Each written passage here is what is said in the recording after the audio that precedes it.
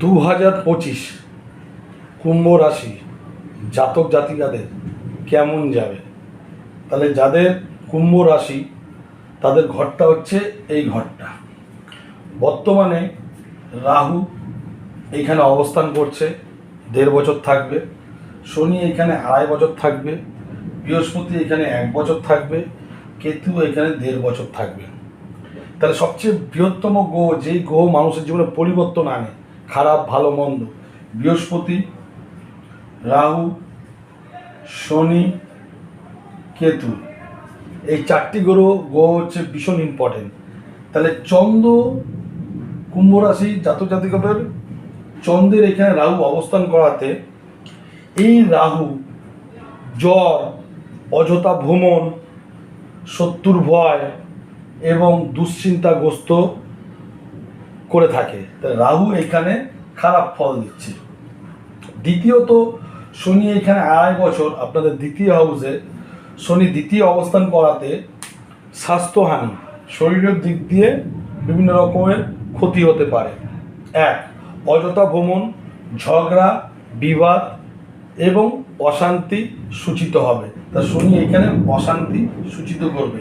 এবং দ্বিতীয় ঘর হচ্ছে সেভিংসের ঘর, অর্থ একটু ধীরে ধীরে ধীরে ধীরে জমাবে। খুব ভালো অর্থ এখানে শনি তাড়াতাড়ি অর্থ দেবে না, একটু ধীরে ধীরে দেবে, যেহেতু শনি বড় প্ল্যানেট, ভারী প্ল্যানেট, এই হচ্ছে ব্যাপার। যাই হোক, ঠিক চন্দ্রের অপোজিটে কেতু এখানে অবস্থান করছে।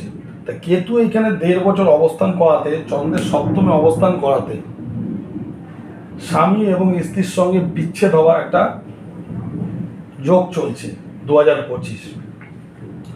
ভ্রমণে অতিরিক্ত ব্যয় হবে এবং ছোটোখাটো অসুখ, স্ত্রী হলে স্বামী, স্বামী হলে স্ত্রী হয়ে থাকবে।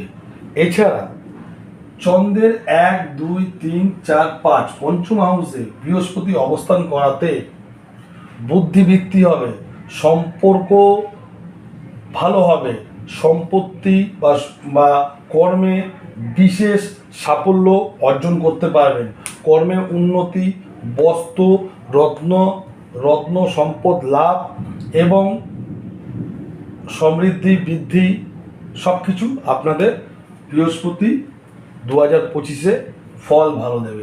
তাহলে 2025 কুম্ভ রাশির কেমন যাবে এটা আমি জানালাম। এছাড়া তো শুক্র, রবি, বুধ, মঙ্গল, এই যে গ্রহগুলো আছে, এই গ্রহগুলো এক একটা যখন ঘর চেঞ্জ করবে, কেউ 30 দিনে, কেউ 27 দিনে, চন্দ্র 2.25 দিনে, তাদের রেজাল্ট এক একটা ঘরে ভালো মন্দ আপনারা সেটা পাবেন। কিন্তু মেন হচ্ছে এই 4টি হচ্ছে মেন ইম্পর্টেন্ট।